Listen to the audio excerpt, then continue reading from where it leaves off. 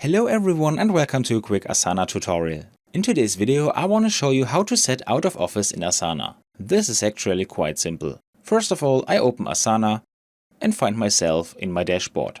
I can find the settings for out of office under my profile picture and then settings.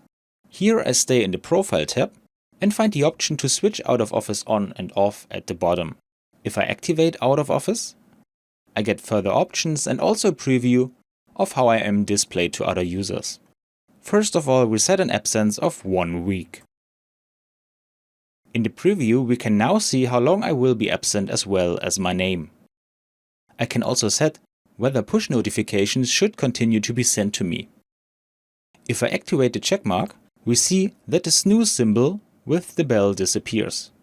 If I uncheck the box, the icon is back and users know that messages will not be delivered to me and that I am not expected to reply.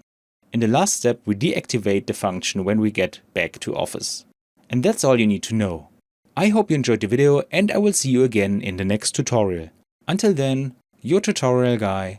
Bye.